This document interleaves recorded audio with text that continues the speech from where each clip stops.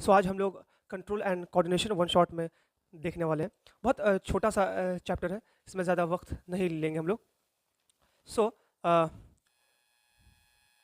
हम लोग शुरू करते हैं बिना कुछ टाइम वेस्ट किए हुए।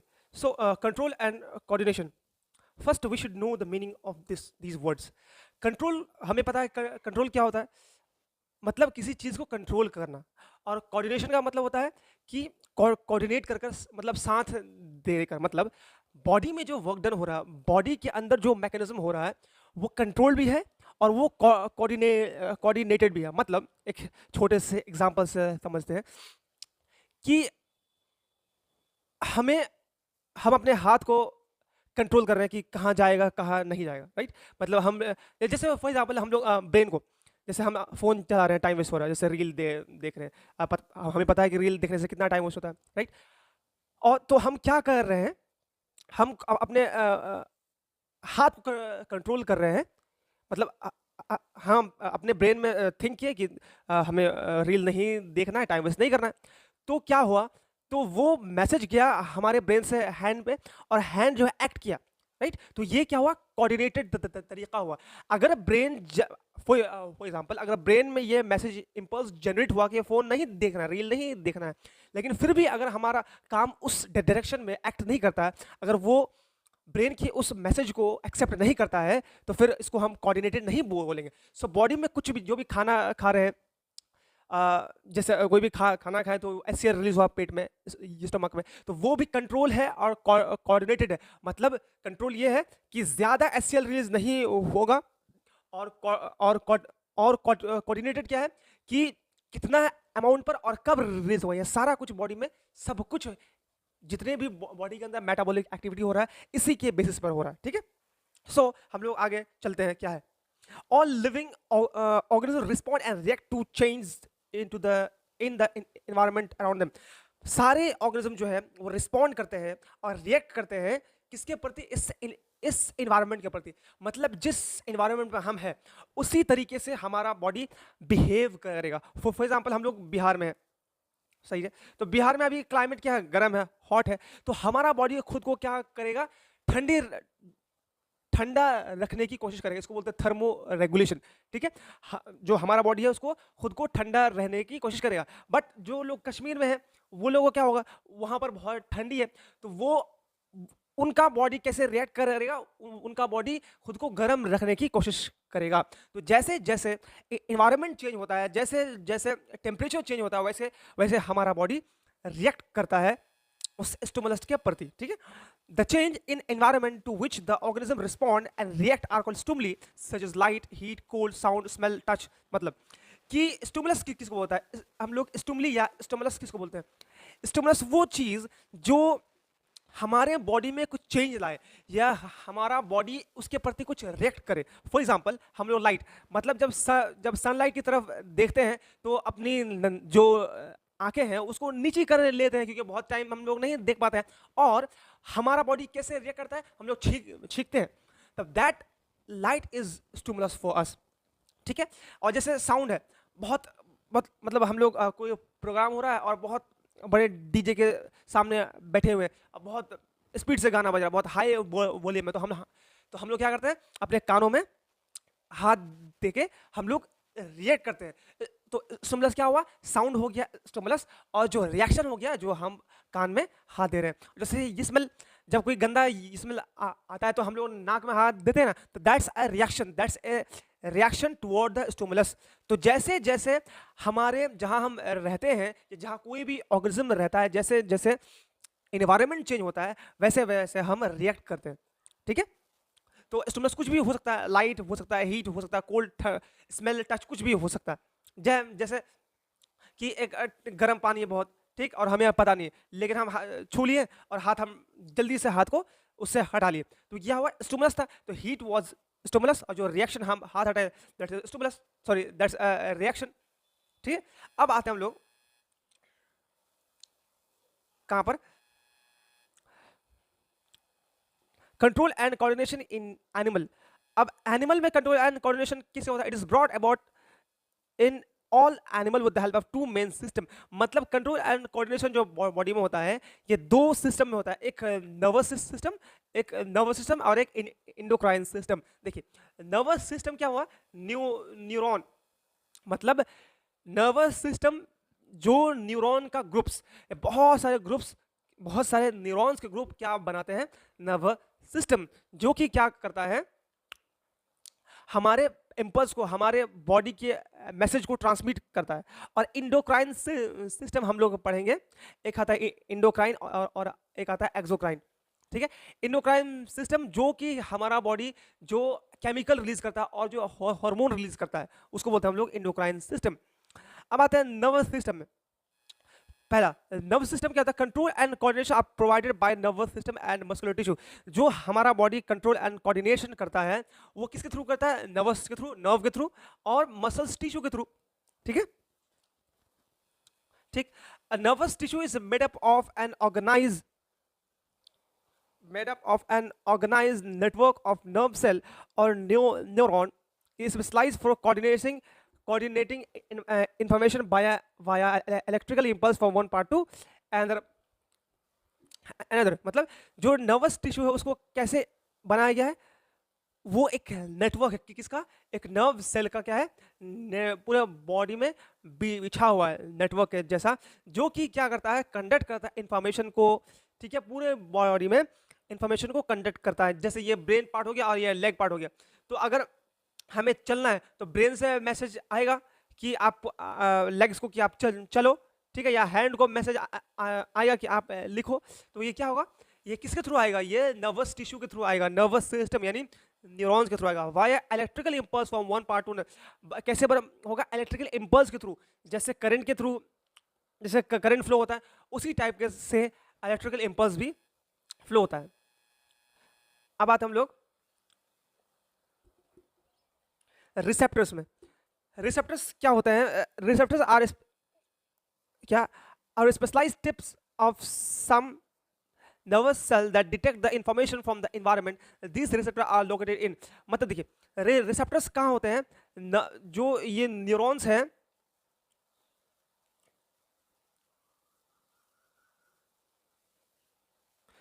ये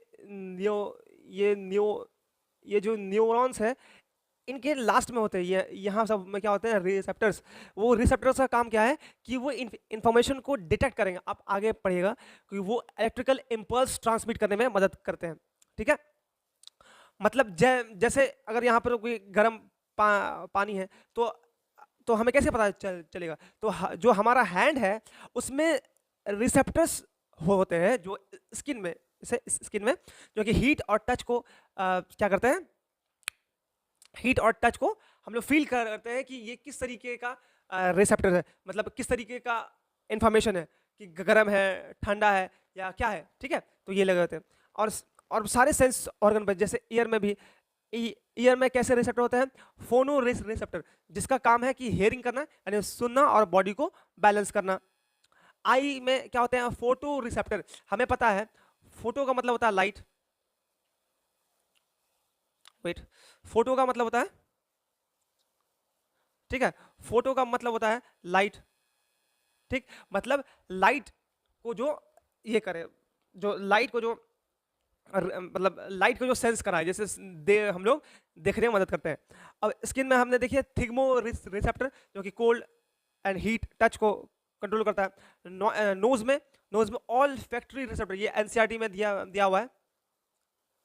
ठीक है, एनसीईआरटी में आपका कौन कौन दिया हुआ है, ये दिया हुआ है और ये दिया हुआ है, इसलिए आपको नहीं भूलना, और ये भी दिया हुआ है। ठीक है, तो नोज में कौन से रिसेप्टर होते हैं, ऑल फैक्ट्री रिसेप्टर होते हैं जो कि डिटेक्ट करने में मदद करता है किसको, स्मेल को। ठीक, अब आगे आते हैं हम लोग टंग में कौन सा रिसेप्टर होता है, गैस्ट्रोटेरी रिसेप्टर, जो कि टेस्ट में मदद करते हैं। ये एनसीईआरटी का है, आप इसको अच्छे से देख लें। हो गया, ठीक है। उस आफ्टर दैट हम लोग देख रहे हैं, उसके बाद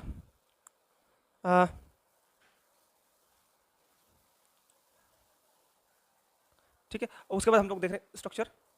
ठीक है, अब देखते हैं हम लोग न्यूरॉन का स्ट्रक्चर। देखिए अब न्यूरॉन क्या है, हमें याद रखना है कि it is the structural and functional unit of nervous system, यानी ये जो नर्वस सिस्टम है इसको स्ट्रक्चर देता है और इसको फंक्शनल बनाता है, मतलब काम करने योग्य कौन बनाता है, ये हमारा न्यूरॉन। इसको आप अच्छे से रट लीजिए, आपको पूछ सकता है आपके एग्जाम में, बोर्ड में क्या पूछता है, देखिए आपको ऐसे पूछेगा कि जो है ना, ये आपको सबसे पहले आपको दे देगा कि ये वाला इस तरीके से फोटो दे देगा, ठीक है, और इसको जो है यहाँ से डिलीट कर देगा, ठीक, और पूछेगा कि आप इसका जो है नाम को नोट कीजिए, आप इसको नाम लिखिए इसका, ठीक है। तो अगर आपको पता होता आप लिख लीजिएगा। तो इसका क्या हो जाएगा, डेंड्राइट, ठीक है, डेंड्राइट, और इसका हो जाएगा सेल बॉडी, ठीक, ये हो जाएगा आपका एक्सोन, और ये हो जाएगा आपका न्यूक्लियस, ठीक है, ये हो गया नर्व एंडिंग, ठीक, और इस दोनों के बीच को बोलते हैं साइनेप्स, ठीक।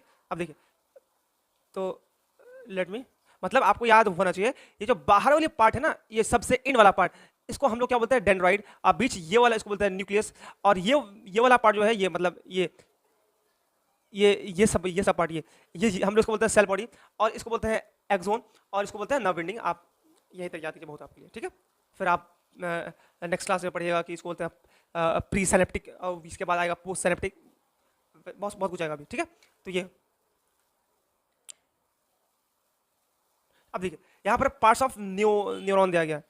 सबसे पहला सेल बॉडी, सेल बॉडी क्या है, the cell body is also called as cyton, it has abundant cytoplasm called neuroplasm and spherical nucleus, mitochondria, neurotubules, neurofibrils। मतलब देखिए सेल बॉडी को हम लोग साइटोन भी बोलते हैं, और क्यों, क्योंकि इसमें बहुत सारा साइटोप्लाज्म होता है जिसको हम लोग न्यूरोप्लाज्म बोलते हैं, है ना। हम लोग सेल्स के साइटोप्लाज्म को साइटोप्लाज्म बोलते हैं, और इस जो न्यूरॉन्स के साइटोप्लाज्म उसको हम लोग न्यूरोप्लाज्म बोलते हैं, ठीक है। और हम लोग मसल्स के साइटोप्लाज्म को हम लोग क्या बोलते हैं, सार्कोप्लाज्म बोलते हैं, ठीक है। हम लोग हायर क्लास में will study about this thing. और उसके बाद स्पेरिकल न्यूक्लियस होता है, माइटोकॉन्ड्रिया होता है, न्यूरोट्यूब्यूल्स, ये फिब्रोट्यूब्यूल्स, ये सब होते हैं। अब आते हैं डेंड्राइट। अब डेंड्राइट का काम इंपॉर्टेंट है, ये आपको आना चाहिए। There are several short branches stretching out from the cell body. They conduct impulse toward the cell body. ये in this is just important line for you.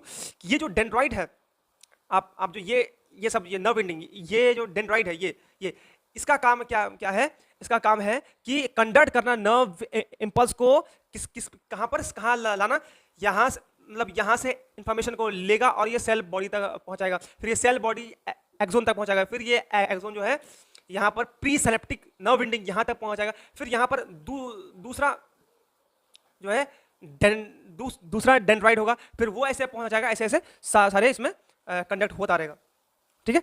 तो अरे ठीक है, ये था आपका। अब आते हैं एक्सोन में, ठीक है। Axon it is a single very long cylindrical fiber rising from the cell body. They conduct nerve impulse from away from the cell. They have an insulating and a protective sheath of the myelin. या आप आगे बढ़िएगा, but हम बता रहे हैं कि axon जो है क्या है, very long cylindrical fiber rising from cell body. They conduct nerve impulse away from the cell body and have insulating and protective sheath called myelin sheath. देखिए ये क्या है, एक्सोन है, देखिए ये है ना, ये क्या है, एक्सोन है ना। ये एक्सोन क्या कर रहा है, ये सेल बॉडी से, ये सेल बॉडी है, सेल बॉडी से क्या कर रहा है, नर्व इंपल्स को लेके जा रहा है, ठीक, कहां तक, यहाँ इस पॉइंट तक। तो ये काम हो गया उसका। और ये जो है, और ये एक्सोन जो है वो उसमें कुछ फाइब्रस स्ट्रक्चर होते हैं, जिसको हम बोलते हैं मेलियन शीथ, इसको क्या बोलते हैं, मेलियन शीथ।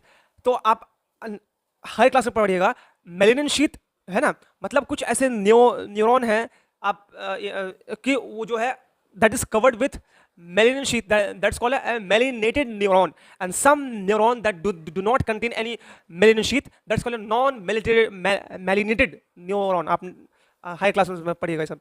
तो the neurons lie in chains to transmit nerve impulse. Each neuron receive an impulse through its dendrite and passes it on the next neuron in the chain via axon। Cell body मतलब जो है, जैसे मान लीजिए ये एक neuron है, फिर ये एक न्यूरॉन है, फिर ये एक न्यूरॉन है, ऐसे करके पूरा पूरा न्यूरॉन बिछा हुआ है। तो वो बोल रहा है कि न्यूरॉन जो है वो इन टू इन, ये इन टू इन, ये जो है इन टू इन जो है, इन टू इन जो है वो क्या करते हैं, अपने इंपल्स को ट्रांसफर करते हैं। मतलब ये वाला न्यूरॉन का जो डेंड्राइट है, ये यहाँ से इन्फॉर्मेशन को कलेक्ट किया, फिर इसके सेल बॉडी में पहुंचाया, फिर एक्सोन में पहुंचाया, फिर ये नर्व एंडिंग में पहुंचाया, फिर यहाँ पर कुछ ऐसा होता है, हम लोग आगे पढ़ेंगे, फिर वो जो है इस डेंड्राइट को दिया, फिर ऐसे करके सारे न्यूरॉन में जो है ट्रांसमिट होता है इम्पल्स। और बस एक चीज आपको और पता होना चाहिए कि दो न्यूरॉन के बीच को हम लोग बोलते हैं साइनेप्स, यहाँ पर लिखा भी हुआ है, the gap between two neuron are called synapse, यहाँ दिया हुआ है। This occur a very minute gap between the terminal portion of axon of one neuron and the dendrite of other neuron. This gap is called synapse. मतलब synapse क्या बोलते हैं कि एक टर्मिनल, एक नर्व एंडिंग वाला पार्ट और दूसरे न्यूरॉन का डेंड्रॉइड वाला पार्ट, इस दोनों के गैप, इस दोनों के जो गैप है बीच में, इसको हम लोग क्या बोलते हैं, synapse. The synapse act as a one way valve to conduct impulse in the direction, only one direction. This is because the chemical substance called neurotransmitter is secreted only one side of the gap, and that's ये synopsis का काम क्या है कि ये जो है nerve impulse को एक दूसरे एक न्यूरॉन से दूसरे न्यूरॉन तक लेके जाए और एक ही डायरेक्शन में, अगर इस डायरेक्शन में जा रहा है तो इसी डायरेक्शन में जाएगा, और इसके, और जो हम बता रहे थे, अगर इस डायरेक्शन में जा रहा है तो इसी डायरेक्शन में जाएगा। और इस दो जो न्यूरॉन के बीच में क्या एक केमिकल रिलीज होता है जिसको हम बोलते हैं न्यूरोट्रांसमीटर। आप हाई क्लास में पढ़िएगा, न्यूरोट्रांसमीटर जो वो दो होते हैं, एक होता है डोपामीन, ठीक, क्या होता है डोपामीन, और एक होता है एसिटाइल कोलिन, एसिटाइल कोलिन। मतलब जब हम लोग बहुत खुश रहते हैं तब डोपामीन रिलीज होता है, और जब बहुत आराम करते होते हैं तब क्या रिलीज होता है, एसिटाइल कोलिन। ये जो है पार्ट है आपका पैरा सिंपैथेटिक नर्व सिस्टम का, ये वाला पार्ट है सिंपैथेटिक नर्व सिस्टम का। जब हम लोग बहुत एक्टिव होते हैं, फाइट एंड फ्लाइट, मारधाड़ वाले केस में होते हैं, तब ये सिंपैथेटिक नर्व सिस्टम का जो न्यूरोट्रांसमीटर है डोपामीन, ये एक्टिवेट होता है। जब हम लोग आराम फरमा रहे होते हैं तब एसिटाइल कोलिन जो पैरासिम्पैथेटिक नर्व सिस्टम का पार्ट है वो एक्टिवेट होता रहता है। मतलब देखिए क्या, हम आपके इसके मैकेनिज्म को थोड़ा समझा देते हैं। जैसे ये हम एक क्या बनाए, ये हम क्या बनाए, वैसे बहुत गंदा बन रहा है, जस्ट नजरअंदाज करें। ये ठीक, फिर दूसरा ठीक है। तो इसके बीच में देखिए, यहां से इस डेंड्राइट से आया सेल बॉडी में, फिर यहां गया इंफॉर्मेशन, फिर यहां जब इंफॉर्मेशन है, फॉर एग्जांपल ये सिंपैथेटिक का है, मतलब कि फाइट एंड फ्लाइट का, मतलब हम लोग डर रहे हैं या हमारा बॉडी क्या कर रहा है, एक्सरसाइज कर रहा है, जिम कर रहे हैं, तो तभी बॉडी क्या एक्टिवेट होगा। तब बॉडी जो है अगर एक्टिवेशन वाला है, अगर बहुत फाइट एंड फ्लाइट वाला है, अगर इमरजेंसी वाला है, तब जो है वो कौन सा, अब यहाँ पर क्या होगा, देखिए यहाँ पर जो है न्यूरोट्रांसमीटर लगा रहेगा, यहाँ पर क्या हो गया, न्यूरोट्रांसमीटर रहेगा, और यहाँ पर जो है इसको हम लोग बोलते हैं सिनेप्टिक वेसिकल्स। यहाँ से इंफॉर्मेशन आया कौन वाला कि हमको भागना है, तब यहां से न्यूरोट्रांसमीटर रिलीज हुआ, क्या हो गया, डोपामीन। फिर ये कहां जाके ये हुआ, बाइंड हुआ, ये इस न्यूरोट्रांसमीटर में जाके बाइंड हुआ, यहां से रिलीज हुआ, इस न्यूरोट्रांसमीटर में बाइंड हुआ, और ये फिर सेम मैसेज जो यहां आया था वो फिर दूसरे को रिलीज करता है। तो यही चीज होता है हमारे जो दो न्यूरॉन है उसके बीच में। यही वाला लाइन यहां पर लिखा हुआ, दिस लाइन है, because of the chemical substance neurotransmitter is secreted from one side of the gap to the axon, मतलब अदर साइड। यही एसिटाइल कोलिन या डोपामीन जो है, एसिटाइल कोलिन या डोपामीन जो है वो रिलीज होता है। अगर बॉडी को आराम करना है तो वहां पर एसिटाइल कोलिन रिलीज होगा, अगर बॉडी को फाइट करना है और बहुत गुस्से में या कुछ भी एक्टिविटी कर रहे हैं तो वो, हाँ, तब वो डोपामीन रिलीज होगा, और जब आराम करें तो एसिटाइल कोलिन रिलीज होगा। ठीक है, चलिए आगे। अब क्या आता है, reflex action. What is reflex action? Reflex action is a quick, sudden, and immediate response of the body to a stimulus. Example: knee jerk, withdrawal of hand on touching and hot object. कि इसको बोलते हैं, मतलब कोई quick and sudden immediate response, जो हमारा body करता है।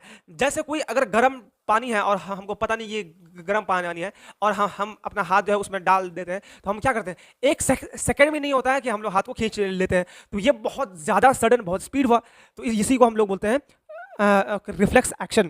ठीक है, जैसे नी जग, जैसे हम लोग जो कभी चलते चलते जो है पैर जो है किसी गड्ढे में पड़ जाता है तो झर्क लगता है, कुछ देर के लिए रिफ्लेक्स लगता है। या हम लोग हाथ जो हमारा क्या बोलते हैं इसको, कहनी है, ठीक है, वो अगर कहीं पर पड़ गया, मतलब किसी बेंच पर टच हो गया, तो थोड़ा जर्क, मतलब अजीब सा करंट टाइप का लगता है। तो दीज आर रिफ्लेक्स एक्शन।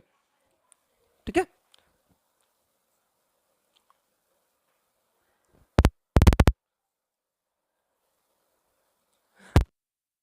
जो रिफ्लेक्स एक्शन है, the pathway through which the nerve impulse pass during the reflex action, ये आपको याद रखना है। रिफ्लेक्स एक्शन का पासवे मतलब कहाँ से उसको वो अपने आप को कंट्रोल करता है, स्पाइनल कॉर्ड से।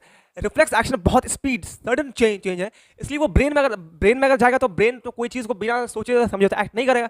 तो अगर सोचने समझने की बात अगर आ गई तो उसमें टाइम लगेगा।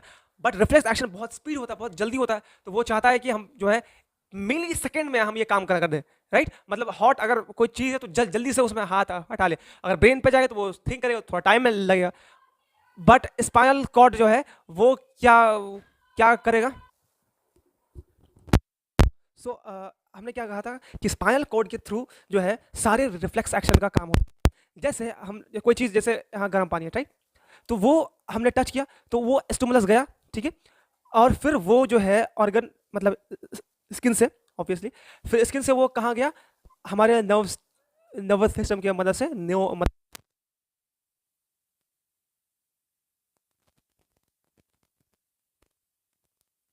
जहाँ इफेक्ट हो रहा मसल्स में।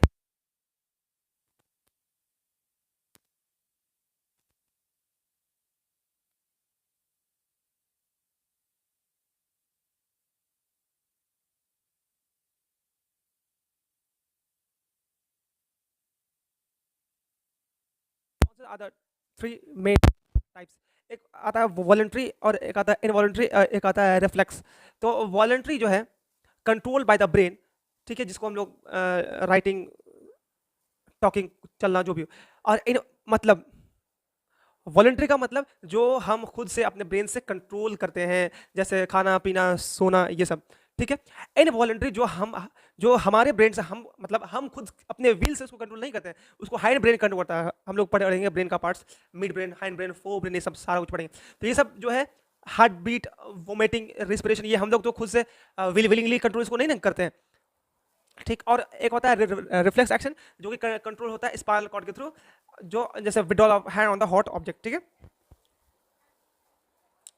अब आते हैं need for reflex action. Reflex के लिए क्या जरूरत होती है? In some situations such as touching a hot object, pinching, we need to act quickly, otherwise our body would be harmed. Hair response generated from the spinal cord instead of the brain. कि कोई चीज़, जैसे गर्म चीज़ छू रहे हैं और जैसे pinch कर रहा है कोई हमें, तो हमको क्या चाहिए, बहुत जो है हॉट ऑब्जेक्ट चाहिए, ठीक है, और जो बहुत जल्दी क्विक एक्ट करे, बहुत जल्दी काम करे। अदरवाइज जो है हमारा बॉडी जो है वो हार्म हो जाएगा, जो हमारा बॉडी खराब हो जाएगा। इसीलिए कौन कंट्रोल करता है? स्पाइनल कॉर्ड कंट्रोल कर रहा है। अब देखिए ब्रेन का जो ये पार्ट है, देखिए ह्यूमन नर्व सिस्टम जो है किसमें बटा हुआ है, एक होता है सेंट्रल नर्व सिस्टम और होता है peripheral nerve system. Central nerve system में दो पार्ट होते हैं, सॉरी, सेंट्रल नर्व सिस्टम का दो पार्ट होता है, एक होता है स्पाइनल कॉर्ड और एक होता है ब्रेन, मतलब ब्रेन एंड स्पाइनल कॉर्ड। और पेरिफेरल नर्व सिस्टम का होता है cranial nerve and spinal nerve. हम लोग इसको जो है हायर क्लास में पढ़ेंगे। तो क्रेनियल नर्व कौन होता है? Arise from the brain. वह वो सारे नर्व जो कि ब्रेन से निकले हुए हैं उसको बोलेंगे क्रेनियल नर्व। और वो सारे नर्व जो कि स्पाइनल कॉर्ड से निकले हुए हैं उसको हम लोग बोलते हैं उसको क्या बोलते हैं? स्पाइनल नर्व, ठीक है। अब ब्रेन क्या होता है? Brain is the highest coordinating centre in the body. Brain जो है हर चीज को कोऑर्डिनेट करता है, सबसे हाई उसका कोऑर्डिनेटिंग जो है रेट होता है।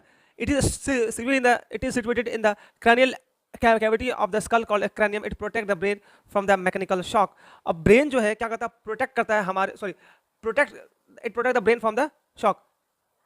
क्रैनियम, क्रैनियम क्या है, जो स्कल है ना, ये जो स्कल है, ये जो स्कल है, ये सबसे बाहरी लेयर को हम लोग बोलते हैं क्रैनियम, जहाँ जहाँ पर यहाँ होता है ब्रेन, तो इस बाहरी पार्ट को बोलते हैं क्रैनियम, जो कि प्रोटेक्ट करता है हमारे ब्रेन को, है ना, ये अंदर ब्रेन है, इसको प्रोटेक्ट करता है क्रैनियम। और मैकेनिकल शॉक से, मैकेनिकल शॉक का मतलब अगर ये इस पर अगर हार्ड लेयर ना हो तो कोई भी चीज़ से अगर टकराएगा हमारा ब्रेन तो ये खराब हो जाएगा, है ना, इसमें इंजरी हो जाएगा। It is continued, it contained in a fluid filled balloon which provide further shock absorption। देखिए क्या है, क्रैनियम के अंदर क्या होता है, ये था हमारा क्रैनियम, राइट, ब्रेन। ब्रेन के अंदर जो भी ये सेरेब्रम, सेरेबेलम, मेडुला, जो भी हम लोग अभी पढ़ेंगे, राइट, उसके अंदर फ्लूइड होता है। फ्लूइड का काम क्या है, शॉक से बचाना। शॉक से मतलब देखिए कोई भी चीज़, अगर ये एक बॉल है, बॉल के अंदर एक छोटा सा एक बॉल है, राइट, उसमें फ्लूइड भरा हुआ है, तो क्या होगा कि ये फ्लूइड क्या करे, ये जो पानी है इस बॉल को इसमें फ्लोट करवाएगा और इससे फ्रिक्शन होने से बचाएगा, मतलब इस वॉल से फ्रिक्शन होने से बचाएगा, राइट। सेम टू सेम हमारे ब्रेन के अंदर जो फ्लूइड है, जिसको बोलते हैं cerebral fluid, that fluid, the function of that fluid is to absorb the shock. जो भी हम लोग कूदते हैं, फांदते हैं, जो एक्सरसाइज करते हैं, तो जो हमारा ब्रेन है ये इस अपने ब्रेन से, स्कल से घिस ना जाए, राइट, इसीलिए ये दिया है, right. It consist of 100 billion nerve cell. जो ब्रेन है इसमें 100 बिलियन नर्व सेल होते हैं। It is surrounded by 3 membrane called meninges which provide protection, right. तो ब्रेन जो है किससे ढका हुआ है, मेनिंजेस, जो कि ब्रेन को प्रोटेक्शन प्रोवाइड करता है। अब देखिए ब्रेन के पास, ब्रेन का थ्री पार्ट है, हम लोग पढ़ेंगे अभी। सो ये है, ये जो पार्ट हम लोग पढ़ने जा रहे हैं, one of the important part in this whole chapter. So आपको अच्छे से इसको देखना है। So now brain is the main coordinating center of the body. It has 3 major parts. Brain का 3 पार्ट है। पहला है fore brain, mid brain, hind brain, ठीक। फोर ब्रेन में क्या होता है, it is the most complex and specialized part of the brain. It consists of cerebrum, right? ये फ्रंट पार्ट है, सबसे बड़ा पार्ट। कि जो फोर ब्रेन है वहाँ पर मोस्ट स्पेशलाइज है, मतलब फोर ब्रेन का सबसे ज़्यादा काम है, राइट। और इसमें सबसे पार्ट क्या है, सेरेब्रम। सेरेब्रम का क्या काम है, thinking part of the brain. Brain का थिंकिंग पार्ट है, सोचने वाला पार्ट है, ठीक। Control all the voluntary action, मतलब ये जो सेरेब्रम है सारा वॉलंटरी एक्शन को कंट्रोल करता है। What is voluntary action? Voluntary action वो होता है जो हम अपने ब्रेन, जो हमारा ब्रेन है, जो खुद, मतलब वॉलंटरी एक्शन वो एक्शन जो हम खुद कंट्रोल कर पाएंगे। जैसे हम अभी पढ़ रहे हैं तो अगर मन किया कि नहीं पढ़ेंगे तो छोड़ देंगे, हम रील देखते हैं लग जाएंगे, या हम अपने मन से हाथ को यहाँ वहाँ लेके जा सकते हैं, दौड़ सकते हैं, फांद सकते हैं, ये खुद को कंट्रोल कर पा रहे हैं। बट इनवॉलंटरी एक्शन क्या हो गया, वो एक्शन जो हम खुद को कंट्रोल नहीं कर पाएंगे। जैसे फॉर एग्जांपल कि हम जो हार्ट बीट है, क्या हम उसको खुद से रोक सकते हैं? नहीं। जो डाइजेशन है, क्या हम उसको कंट्रोल कर सकते हैं? नहीं। जो एब्जॉर्प्शन है उसको कंट्रोल कर सकते नहीं। स्वेटिंग है, क्या इसको कर सकते हैं कंट्रोल? नहीं। तो वो सारी चीज़ जिसको हम लोग कंट्रोल नहीं कर पाएंगे उसको हम लोग बोलते हैं इनवॉलंटरी एक्शन, और जो चीज़ जिसको हम कंट्रोल कर पाएंगे उसको बोलते हैं वॉलंटरी एक्शन, ठीक। स्टोर इन्फॉर्मेशन, मेमोरी, ये सेरेब्रम का काम है। Receive sensory impulse from the various part of the body and integrates, और जो ये सेरेब्रम है ये सारे जो नर्व इम्पल्स है उसको जो है कैरी करता है और इंटीग्रेट करता है, उसको पढ़ता है, ठीक है। और यहाँ पर क्या है तो होता है हंगर, जो भी हंगर, खाना, जो भूख लगता है उसको ये कंट्रोल करता है, ठीक है। ठीक है, अब आते हम लोग मिड ब्रेन पे। मिड ब्रेन का क्या काम है? Mid brain control all the involuntary action. हमने क्या कहा, इनवॉलंटरी एक्शन जिसको हम खुद से कंट्रोल नहीं कर पाएंगे, दैट इज इनवॉलंटरी एक्शन। जैसे साइज ऑफ पुपिल, जो हमारा पुपिल है, जो पुतली है, उसका साइज जब हम लाइट के पास जाएंगे, जब हम लोग लाइट के पास जाएंगे तो उसका साइज छोटा हो जाएगा, राइट। लेकिन जब वही पुपिल जब डार्क में आएगा, जब लाइट नहीं होगा, तो वो पुपिल क्या हो जाएगा, बड़ा हो जाएगा, ठीक है। तो साइज ऑफ द पुपिल ये कंट्रोल कौन कर रहा है? हमारा मिड ब्रेन, ठीक है, ठीक। अब reflex movement of the head, neck, trunk, जो रिफ्लेक्स मूवमेंट है उसको भी कंट्रोल करता है। अब हाइंड ब्रेन के पास 3 पार्ट है। वैसे अगर आप देखा जाए फोर ब्रेन का भी आप पार्ट है आपके बुक में, फोर ब्रेन में आपका आता है पिट्यूटरी ग्लैंड, थैलेमस, हाइपोथैलेमस, ये सब राइट। आप एनसीईआरटी पढ़िएगा, उसमें होगा राइट। अब आते हैं हाइंड ब्रेन का पार्ट में, सेरेबेलम राइट। देखिए ये हमने क्या कहा, देखिए ये आपका फोर ब्रेन है ठीक। इस फोर ब्रेन में आपका आ रहा है हाइपोथैलेमस, पिट्यूटरी ग्लैंड राइट, और ये सेरेब्रम ठीक है। अब ये फोर ब्रेन का पार्ट हो गया। अब ये हो गया हाइंड ब्रेन का पार्ट। हाइंड ब्रेन के बाद ये है आपका मेडुला, ये हो गया आपका पोन्स, ये हो गया आपका पोन्स, ये आपका हो गया मेडुला, ये हो गया आपका ये वाला पार्ट हो गया सेरेबेलम ठीक है, और ये हो गया मिड ब्रेन। तो आपको याद ये रखना है कि कहाँ कहाँ पर ये क्रैनियम है। ये आपको एग्जाम में बोर्ड में आ सकता है, ये वाला डायग्राम दे देगा सबसे पहला। ये भी आ सकता है कि draw the diagram of the brain, और उसको दर्शाइए और सारा का यूज लिखिए। तो ये आप याद ऐसे भी पूछ सकता है, या फिर ऐसे भी पूछ सकता है कि ये आपको डायग्राम दे देगा और बोलेगा कि ये सब का नाम दर्शाइए ठीक है, ऐसा हो सकता है। सो सेरेबेलम का control posture and balance, precision of voluntary action, जैसे पिकिंग पेन, मतलब जो ये सेरेबेलम है ये आपके पोस्चर को बैलेंस करता है कि आप सीधे खड़े हैं या टेढ़ा खड़े हैं, और एक्यूरेटली जो वॉलंटरी एक्शन हम लोग कैसे करेंगे, पेन को कैसे उठाएंगे ठीक, हम लोग शर्ट कैसे पहनेंगे, these all are voluntary action that is control by cerebellum. अब आते हैं मेडुला। मेडुला वाला कौन सा पार्ट है, this is medulla right. Medulla control voluntary action, example blood pressure, salvation, vomiting, ये बहुत इंपॉर्टेंट है, बहुत ये इंपॉर्टेंट। मतलब जो मेडुला है वो कंट्रोल करता है आपके इनवॉलंटरी एक्शन को, जैसे कि ब्लड प्रेशर, जो हार्ट बीट है क्या हम लोग उसको कंट्रोल कर सकते हैं, नहीं, सो दैट्स इनवॉलंटरी एक्शन, तो उसको कंट्रोल करता है। बीपी को, सेल्वेशन का मतलब कि आप जब कोचिंग से बाहर आते हैं या स्कूल से बाहर आते हैं तो आपको बोलता है कि चलो जाके चलो गुपचुप खाते हैं, तो गुपचुप के नाम सुनने से ही आपके पानी में मुंह में पानी आ रहा हो राइट, तो that's called as salivation, that salivation is controlled by medulla right, जिसको आप खुद से कंट्रोल नहीं कर रहे हैं, वो खुद से हो रहा है आपकी बॉडी में। अब वोमिटिंग को भी हम खुद से कंट्रोल नहीं कर पा रहे, तो these all are control by medulla. ना पोन्स, कहाँ पोन्स, यहाँ पर है, ये पोन्स।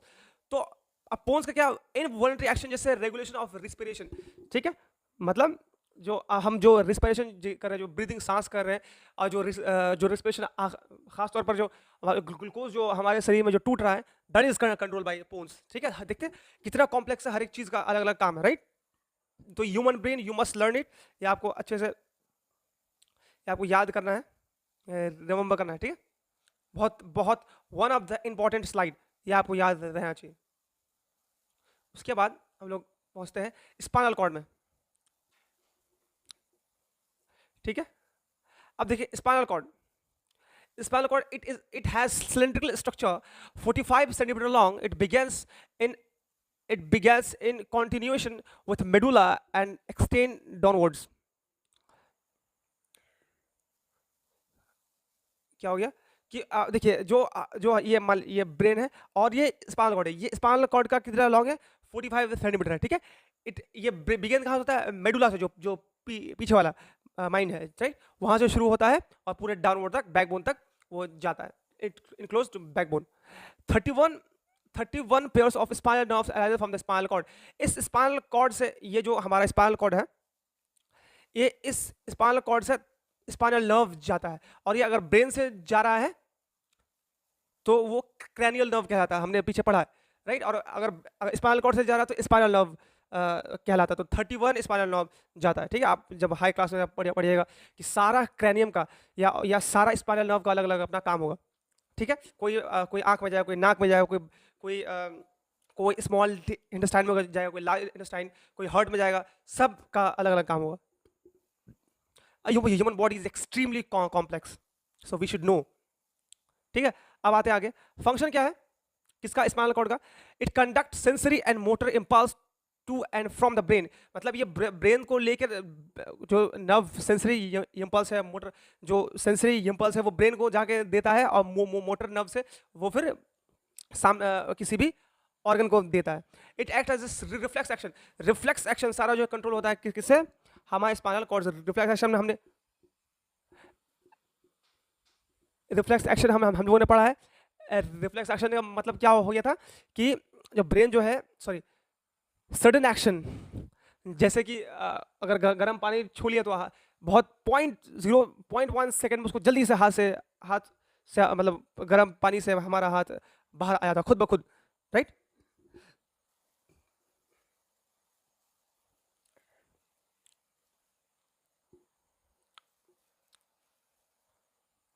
ठीक है, अब आते हैं इनवॉलंटरी एक्शन में। Involuntary action they are perform without will of the organism. मतलब इनवॉलंटरी एक्शन वो है कि खुद हम अपने आप से, मतलब खुद से हम उसको कंट्रोल नहीं करते हैं। जैसे एग्जांपल हो गया ब्लड प्रेशर हो गया, ब्लड प्रेशर, हार्ट बीट हो गया, movement of the diaphragm, salvation. Movement of the diaphragm मतलब कि जब हम लोग सांस लिए तो जो चेस्ट है वो अप हो गया, तो चेस्ट के नीचे मतलब जो हमारा स्टर्नम बोन है उसके नीचे एक एक जैसे ये चेस्ट बोन हो गया, ये चेस्ट स्टर्नम, लंग्स या आप मान लिया लंग्स के नीचे होता है डायफ्राम, ठीक है। अब सैल्वेशन, मुंह में पानी आना, वोमिटिंग, दीज ऑल आर क्या है, ये सब these are voluntary action, involuntary action. अब voluntary action they perform by organism will, मतलब हम खुद से इसको कंट्रोल करेंगे। अब देखिए, अब आते हैं किस पे, coordination between nervous and tissue. मतलब नर्व्स और मसल्स टिश्यू में क्या कोऑर्डिनेशन होता है, कैसे क्या होता है। देखिए, ये है हमारा स्टिमुलस मतलब जो स्टिमुलस कोई हॉट कोल्ड चीज हो सकता है या एक थप्पड़ भी हो सकता है, that is stimulus are those thing which disturb us या व्हिच चेंज आवर एक्शन, जिसको देख के हम लोग, जिसको फील करके हम लोग क्या हो जाएंगे, क्या बोलते हैं, अलर्ट हो जाएंगे, राइट। तो वो सेंस ऑर्गन पे गया, फिर वो सेंसरी नर्व से कहाँ गया, सीएनएस, सेंट्रल नर्व सिस्टम, यानी ब्रेन में गया। फिर वो इन्फॉर्मेशन क्या हुआ, रिसीव हुआ, फिर उसको हम लोग प्रोसेस करते हैं, मतलब उसको देखते हैं कि वो कैसा हमारे लिए अच्छा है या बुरा एक्शन है, ठीक।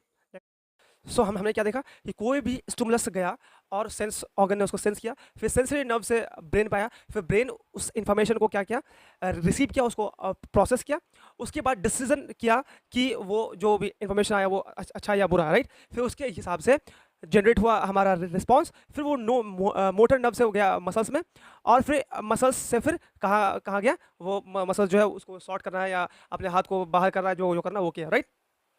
अब इलेक्ट्रिकल इम्पल्स, यानी जो हमारे ब्रेन में, जो हमारे बॉडी में जो इंफॉर्मेशन कंडक्ट हो रहा है, दैट इज, वो कैसे होता है, इलेक्ट्रिकल इम्पल्स के थ्रू होता है, ठीक है। तो लिमिटेशन क्या है इलेक्ट्रिक कम्युनिकेशन का, देखिए, तो electric impulse will reach only to those cells that are connected by the nerve tissue. मतलब इलेक्ट्रिकल इम्पल्स वहीं पर जाएगा जहां पर नर्व टिश्यू कनेक्टेड है, ठीक है। दूसरा, after generation and transmission, after generation and transmission of electrical impulse, the cell takes some time to reset its mechanism before transmission another impulse, क्या, after generation and transmission of electrical impulse, यानी जब electrical impulse generate हो गया, उसके बाद वो transmit हो गया एक बार, तो फिर उसको हम लोग उस मैकेनिज्म को रिसेट नहीं कर सकते जब तक कि एक नया कोई इलेक्ट्रिकल इंपल्स जनरेट ना किया जाए। Plant do not have any nerve system, plant के पास नर्व सिस्टम नहीं है। अब chemical communication to overcome the limitation of electrical communication, तो हम लोग क्या यूज करते हैं, केमिकल कम्युनिकेशन, ठीक है। अब आते हैं हम लोग कहां पर, रिफ्लेक्स एक्शन। तो देखिए, what is reflex action. Reflex action is a spontaneous autonomic mechanical response to stimuli or sudden action in response to something of environment। ये वर्ड sudden action मतलब वो एक्शन जो जल्दी हो रहा है, वो एक्शन जो हम लोग जिसको कंट्रोल नहीं कर पाते, that's can not be controlled by the central nerve system, that only can be controlled by spinal cord, but yes some information will be transmit to the central nerve system, and then that central nerve system will remind, मतलब हमारे central nerve system को वो याद रहेगा। For example, अगर हमने एक बार अपने लाइफ टाइम में अगर किसी गर्म चीज़ को हाथ लगाया और उससे हाथ को खींच लिया, तो हमारे ब्रेन में यह फिट हो जाएगा ये गर्म चीज़ हमको कैसे रिएक्ट करना है, दूर भागना, राइट। तो blinking of eye, movement of diaphragm, withdrawal of hand और foot every time from the middle hot object और सीरीजिंग हंगर, ये सारा क्या है, रिफ्लेक्स एक्शन में आता है, जैसे स्नीज करना मतलब खांसना, हंगर, और जैसे गर्म या जो नीडल है उससे अपने हाथ को दूर कर लेना, तो दीज आर रिफ्लेक्स एक्शन। तो रिफ्लेक्स एक्शन कैसे होता है यह हमें जानना है। रिफ्लेक्स एक्शन क्या होता है, जैसे फाइन टिप्स यानी डेंड्राइट्स और रिसेप्टर यानी डेंड्राइट से मैसेज जाता है इलेक्ट्रिकल इंपल्स बन के सेंसरी नर्व से, फिर सेंसरी नर्व में कहा जाता है स्पाइनल नर्व से, सॉरी स्पाइनल कॉर्ड में जाता है। अब ये spinal cord this this this spinal cord this spinal cord कहाँ, ये स्पाइनल कॉर्ड कहाँ जाता है, मोटर नर्व, सॉरी फिर ये स्पाइनल कॉर्ड जल्दी से मोटर नर्व के थ्रू इलेक्ट्रिकल इफेक्टर मसल्स में इंफॉर्मेशन पहुंच जाता है। जैसे कि हमने गर्म पानी छुआ तो वो डायरेक्ट कहाँ गया, डेंड्रॉइड से गया कहाँ पर, हमारे सेंसरी नर्व से कहाँ गया, स्पाइनल कॉर्ड, फिर स्पाइनल कॉर्ड जल्दी बोला, जल्दी मोटर नर्व्स के थ्रू वो मसल्स में हैंड्स को बोला कि हाथ को दूर कर लो, राइट। तो ये था पाथवे ऑफ रिफ्लेक्स एक्शन का या रिफ्लेक्स आर्क का। अब आते हैं हम लोग, ये हमने ह्यूमंस के बारे में पढ़ा कि ह्यूमन में कैसे कंट्रोल एंड कोऑर्डिनेशन होता है। अब हम लोग पढ़ने जा रहे हैं control and coordination in plants. तो प्लांट का जो मूवमेंट है, movement in plants independent of growth and dependent of growth. कुछ ऐसे ग्रोथ है जो इंडिपेंडेंट है, कुछ ऐसे है जो डिपेंडेंट है। देखिए independent growth, intermediate response to stimuli and nastic movement, the plant use electrochemical means to convey the information from the cell to cell. ठीक, जो इंडिपेंडेंट ऑफ ग्रोथ है वो जो प्लांट के बॉडी में, वो इंडिपेंडेंट ऑफ ग्रोथ मतलब वो उसमें ग्रोथ नहीं हो रहा है, फिर भी कुछ चेंजेस आ रहे हैं स्टिमुली से। तो वो कैसे हो रहा है, इलेक्ट्रिकल इंपल्स जा रहे हैं सेल टू सेल, यानी सेल टू सेल जा रहे हैं इंपल्स। ठीक, for a movement to happen, cell change their shape by changing the amount of water in them, resulting the swelling or shrinking of cells। अब ये चीज कहाँ से हम, ये चीज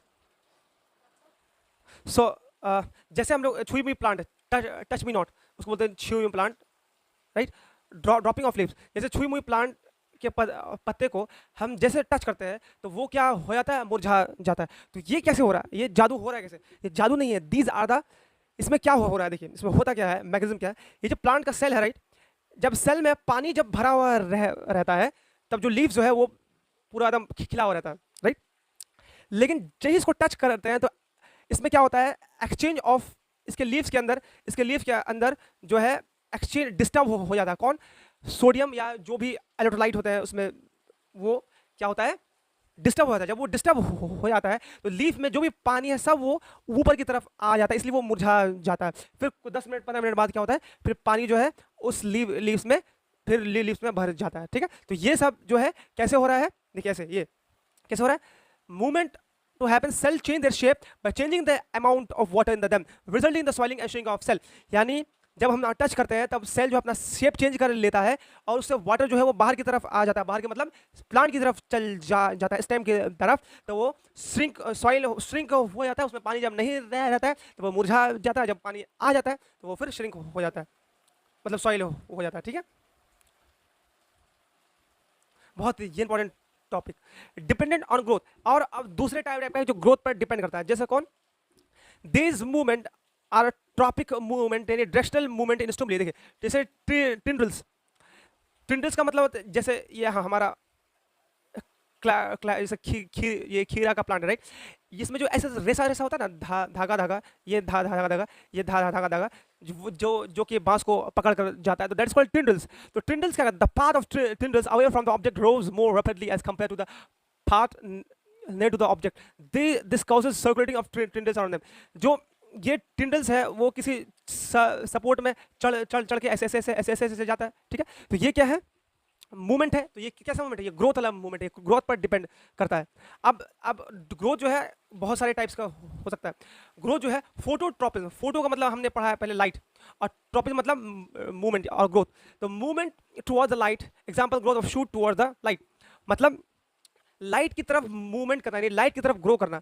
जैसे प्लांट अभी छोटा है, अब कुछ दिन बाद बड़ा हो जाए, कुछ दिन बड़ा, ये तो शूट पार्ट है ना, शूट पार्ट किधर की तरफ बढ़ रहा है, सनलाइट की तरफ, मतलब लाइट की तरफ बढ़ रहा है, और उसका जो रूट है वो किधर बढ़ रहा है, वो जियोट्रोपिज्म, मतलब वो सॉइल की तरफ बढ़ रहा है, यानी ग्रेविटेशनल फोर्स की तरफ जा रहा है। ठीक है, ठीक। और geotropism movement towards away from the gravity, growth of the plant. ठीक है, जो सॉइल की तरफ जा रहा है, जियोट्रोपिज्म सॉइल की तरफ जा रहा है, यानी टुवर्ड्स द ग्रेविटी, अवे नहीं होगा, ये टुवर्ड्स होगा। Towards the gravity. जियोट्रॉपिज्म जो ग्रेविटी की तरफ जाए, ग्रेविटी की तरफ कौन जा रहा है, हमारा रूट जा रहा है, तो growth of root in the soil. Chemotropism, chemo का मतलब होता है, chemo means chemical, chemo means chemical, let me, chemo मतलब केमिकल, मतलब केमिकल, ठीक। Chemical, the movement to away from the chemical growth pollen tube towards ovules, यानी chemotropism मतलब chemical movement होना और growth of pollen tube toward ovule. जैसे देखिए ये हमारा ओव्यूल, राइट, और ये है हमारा स्टिग्मा, यहाँ पोलन ग्रेन आके लैंड किया, राइट, ये हमारा पोलन ग्रेन आके यहाँ पर लैंड किया। तो pollen tube, it's not a good,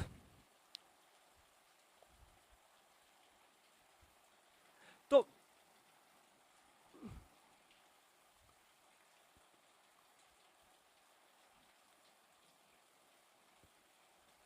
ये पोलन ट्यूब, ये पोलन ट्यूब अगर लैंड किया तो ये जो ये पोलन ग्रेन, ये पोलन ट्यूब किसकी तरफ जा रहा है, ये पोलन ट्यूब जो है ये ओव्यूल की तरफ जा रहा है, इसीलिए इसको हम बोलते हैं कीमोट्रॉपिज्म, यानी केमिकल इसको इन्फ्लुएंस कर रहा है, राइट। हम लोग हाई क्लासेस में ये इसका मैकेनिज्म पढ़ेंगे। अब hydrotropism, the movement toward the water, example the growth of root toward the water. Hydrotropism मतलब हाइड्रो मतलब पानी, और ट्रॉप मूवमेंट, यानी पानी की तरफ जो मूवमेंट करता है, जैसे रूट। अब आते हम लोग प्लांट मूवमेंट पर, तो हो गया, अब last slide, plant movement, right. अब प्लांट मूवमेंट में देखते हैं हम लोग, कहाँ गया,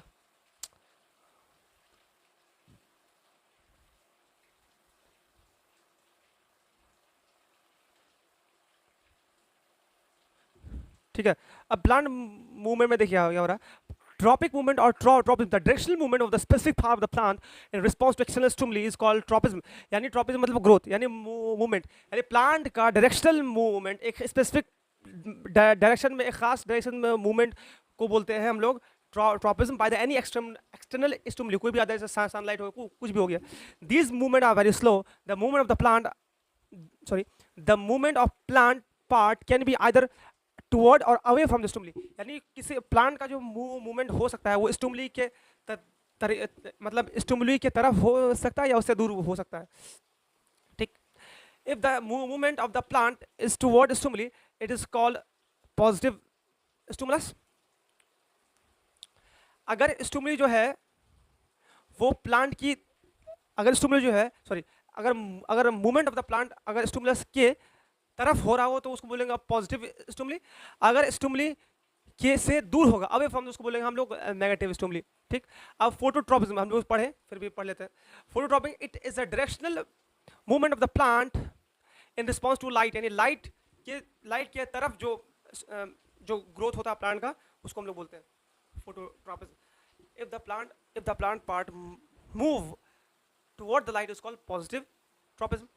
फोटोट्रॉपिज्म, अगर प्लांट जो है लाइट की तरफ बढ़ रहा है, ग्रोथ हो रहा है, तो उसको बोलेंगे positive tropism. Positive phototropism example stem और शूट का ग्रोथ। अगर प्लांट जो है अवे बढ़ रहा है, यानी लाइट के अगेंस्ट जा रहा है, तो उसको हम बोलेंगे negative tropism, negative phototropism, for example root. अब geotropism, it response to the gravity, अगर वो ग्रेविटी के तरफ जाएगा, if the plant move away,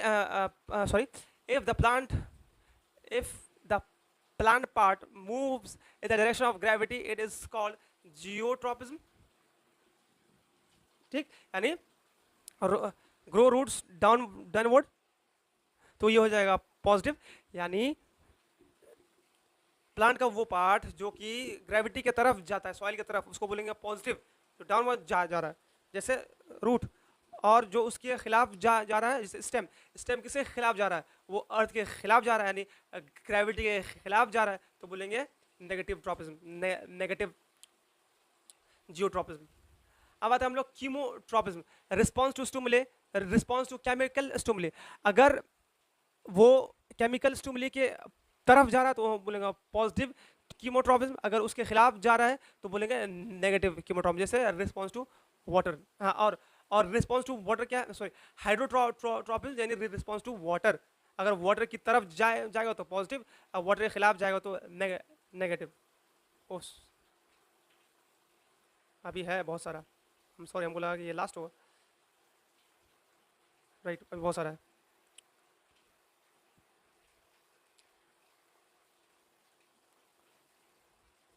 ठीक है, अब आते हैं हम लोग प्लांट के हार्मोन में, बहुत important one of the important topic now. अब आते हैं प्लांट हार्मोन। ये क्या है प्लांट हार्मोन? क्या है plant? Chemical compound that help which help to coordinate growth, development and response to the environment। Plant hormone वो है जो कि प्लांट को ग्रो करने में मदद करेगा, प्लांट के डेवलपमेंट में, और प्लांट रिस्पॉन्स कैसे करेगा किसी भी एनवायरनमेंट के स्टिमुली से, राइट। ये सारा प्लांट हार्मोन कंट्रोल करेगा। जैसे हमारे बॉडी में हार्मोन्स है, जैसे आपका पेप्सिन है, और क्या बोलते हैं उसको, आपका पेप्सिन्स है, और लाइपेज है, पेप्टाइड्स है, these all are hormone, insulin है। अब आते हैं ऑक्सिन की तरफ।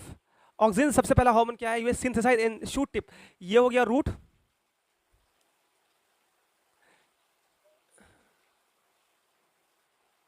ये हो गया रूट, ये हो गया शूट। ये शूट में क्या होगा? हमारा ऑक्सिन होगा जो हेल्प करेगा सेल को ग्रो करने में, यानी पेड़ को लंबा होने में।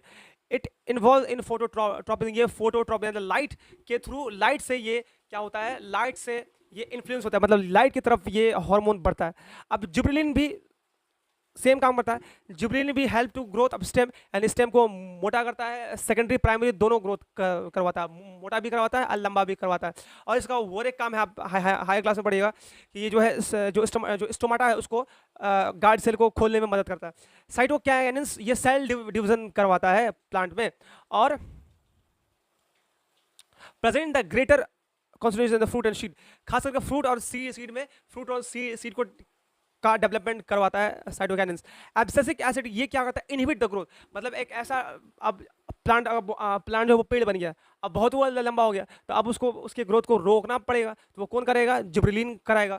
Cause wilting of leaves. अब लीव्स जो वो पक गया, मतलब अब वो लीव्स मर गया, तो उसको अब झड़ाएगा कौन? हमारा एब्सिसिक एसिड। स्ट्रेस हार्मोन है, जब प्लांट जब स्ट्रेस में होता है, बहुत हार्श कंडीशन में होता है, मतलब सुखाड़ है या कुछ है, तो उस पर ये काम करता है। अब प्लांट हार्मोन पढ़ लिए, अब एनिमल हार्मोन पढ़ लेते हैं। एनिमल हार्मोन, द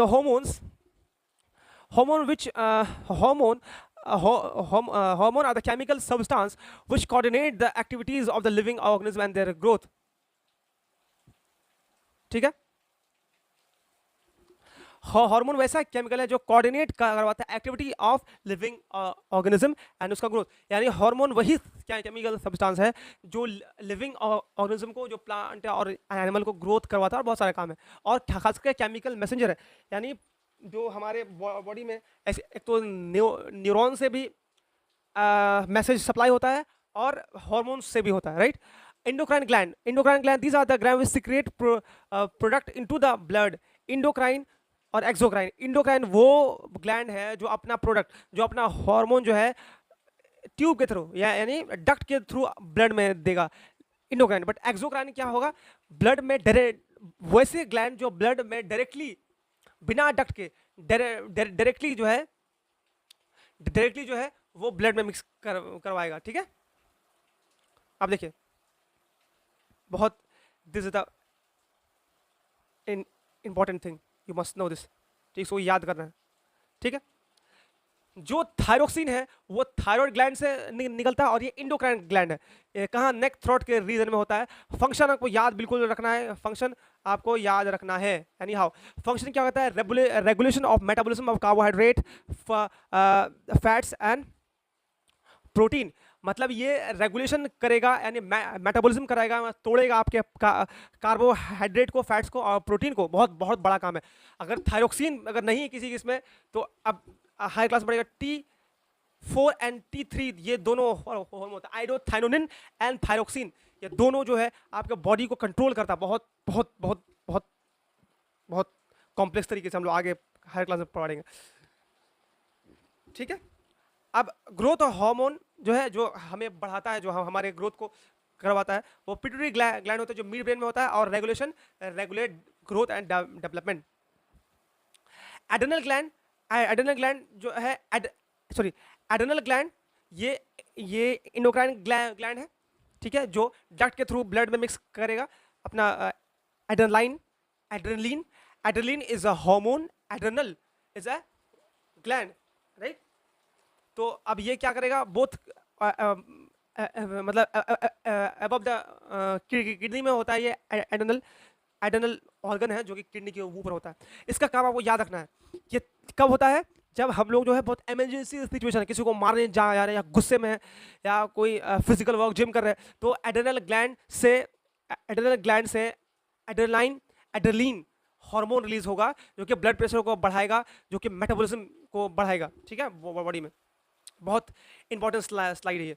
इंसुलिन क्या है, हार्मोन है, ये भी क्या है, इंडोक्राइन हार्मोन है जो कि पैनक्रियाज से निकलता है और बिलो द स्टमक में होता है पैनक्रियाज। और इंसुलिन का काम क्या है,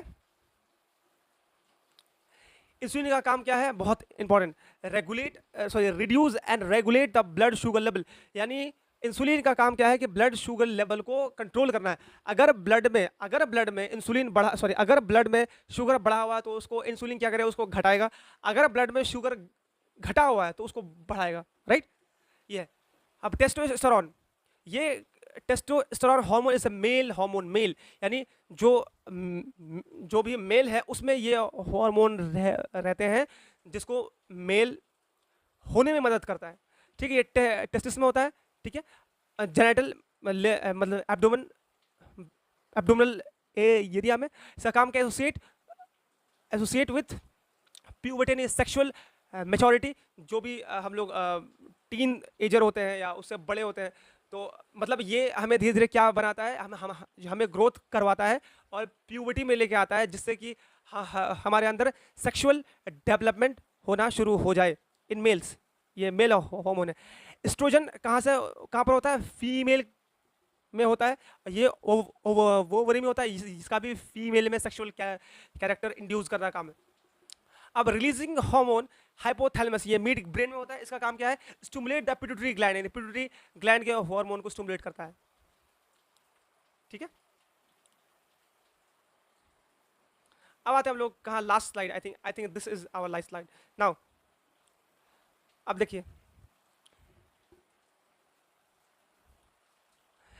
आयोडाइज सॉल्ट क्यों नेसेसरी, मतलब हम लोग क्यों बोला जाता है कि हम लोग वो सॉल्ट खाना चाहिए जो आयोडीन है जिसमें, इसलिए iodine mineral essential for the part of the thyroxine hormone secreted by the thyroid gland. जो थायरोक्सिन हार्मोन है जो थायराइड ग्लैंड से निकलता है, वो सीक्रेट होता है किससे, आयोडीन की मदद से। आयोडीन और थायरोक्सिन क्या करता है, वो रेगुलेट करता है metabolism of carbohydrate, protein, fats, ये इसका काम है। अगर आयोडीन नहीं हो तो बहुत बड़ा दिक्कत हो जाएगा। So we must consume iodine salt, which is necessary for the proper working of thyroid gland. इसीलिए हमें आयोडीन लेना चाहिए नमक में, जिससे कि क्या हो, थायराइड ग्लैंड अच्छे से काम कर सके। इसके अगर डिफिशियंसी हो जाएगा तो ग्वाइटर हो जाएगा, जो है गला जो है, जो नेक जो है किसी का फूल जाता है, आप देखे होंगे गाँव में उसको बोलते हैं घेंगा रोग, या ऐसे फूल जाता है, ठीक है, नेक। अब आता है डायबिटीज।